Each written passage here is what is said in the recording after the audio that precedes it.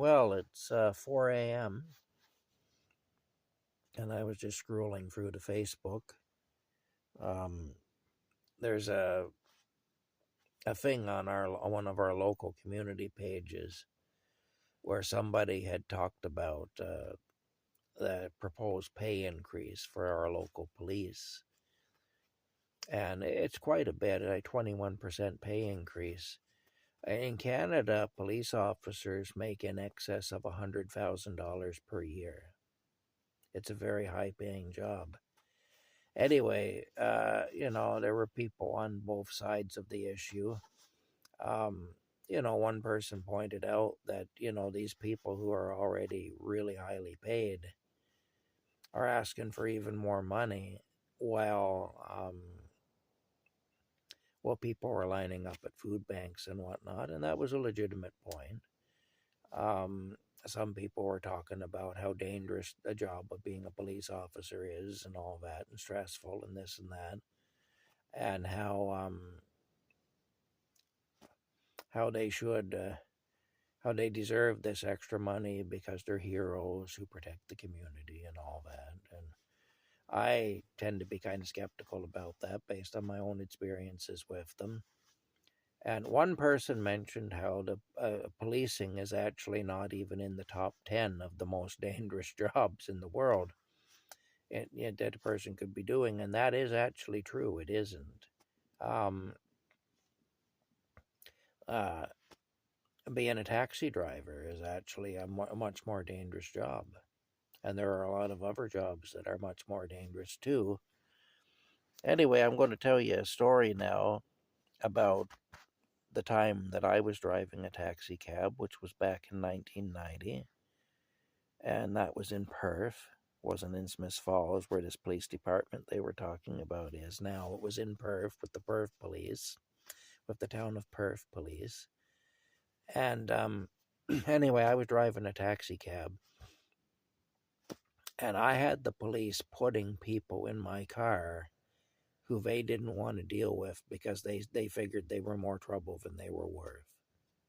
And I know for a fact they were doing it because I heard them on the police scanner, because we had a police scanner at our base that we worked out of. And I heard them saying it. And then they'd be asking dispatch to dispatch a cab to that location. And then right after that, we get a call.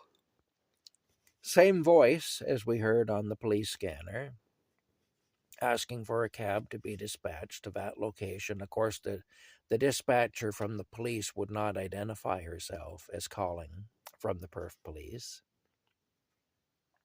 And in those days, we didn't have call display or any of that stuff. Plus, the police would hide their number anyway, I suppose, if we had things like that. But the bottom line is, I actually started answering those calls if I happened to be there in the place, and I would just lie to the police. I'd just say that the car was out of town. There was only one car on, and it was out of town, or whatever. You know, nobody available. And then they'd call the other cab company that was operating in town. The dispatcher would get back on with the cop and tell him that, well, there's nobody available. Then the cop would say, well, call the other company. Call the other cab. The police put, in some cases, the police put really dangerous people into my car. And then, when I would have an issue with those people, the police would not have my back. Because, of course, they didn't want me returning the problem to them. They figured they'd palmed it off on me. They didn't want it back. And so here the police, who were equipped, trained, and paid very well to deal with that individual who was drunk or high or mentally ill or some combination of the three, and violent and actually quite dangerous, the police would want to put them into my car when I wasn't trained, equipped, or paid to deal with these people. And in some cases, if that person violently aggressed against me and I returned that aggression with violence, which I would do if that happened, the police would want to charge me. They'd be out to get me then for being violent in my dealings with that person who shouldn't have been in my car in the first place, who they put in my car because they didn't want to deal with him. So I mean, yeah, it's a hard sell for me when people say that the police have a dangerous job and therefore deserve all the money. It really is. I just, they purposely made my job more dangerous, is what they did. And just because they didn't want to deal with the problem. So yeah, I don't have a whole lot of time for the police, I guess. I don't have the same level of respect that some people have. And I certainly don't think that they're worth the money they're getting paid. What's happening is the police are becoming an elite class. And that's not good, because the police then have an attitude a lot of the time towards the poor people, towards those who don't have anything. And that's what happens when you're part of an elite group or an elite class. The ego takes over. And then they have just a bad attitude towards the poor people. And they're supposed to be serving the poor people too, not just the upper echelons of society. But they forget that a lot of the time when they're so highly paid. So no, I personally I wouldn't support a wage raise for the police at this time. They're already paid really highly. Like I say, if you're making $100,000 or more a year, then you're doing very well, even in this economy. You're not doing as well as you were a few years ago, that's true, because the economy is deteriorated and things cost more money. And it costs the police officer more money to fill his gas tank and to fill his grocery cart too, just like the rest of us. But the thing is, the police officer is working with a lot more money to start with than the rest of us are. When the cost of day-to-day living is taking a bigger chunk of $100,000 and upward salary, that's not the same as when it's taking a bigger chunk of a $20,000 salary, or a $30,000 salary. Or in my case, a $15,000 annual income. I suffer terribly. I'm homeless, So I have a difficult time with this idea that the police deserve a 21% raise. And that raise that they would get would probably be more than what my annual income is. So yeah, I do have an issue with it. I don't think they need it. No doubt they'll argue they do, but I don't think they do. And they have a lot more wiggle room in the budget than the average person. And so, and like I say, I just don't think it's good for the police to get too far out of touch with the common people and to be too far above the common people economically. And because it breeds a contempt, is what it does, and it breeds a disassociation.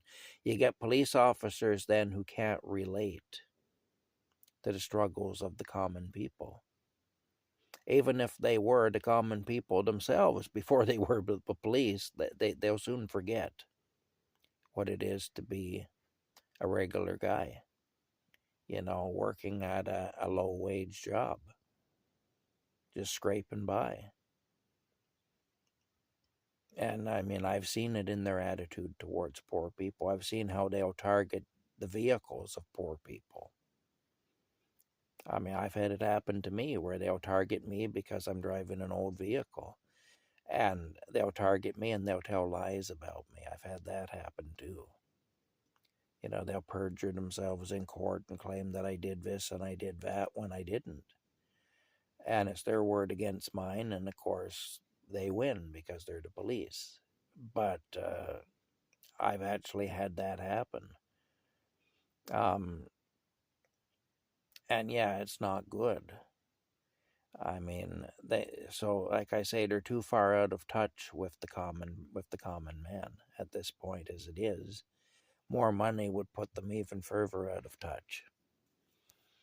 And they need to realize that the struggles of the common man, even if they're not living that life themselves, they need to at least realize that the common man does not have an easy time in this world.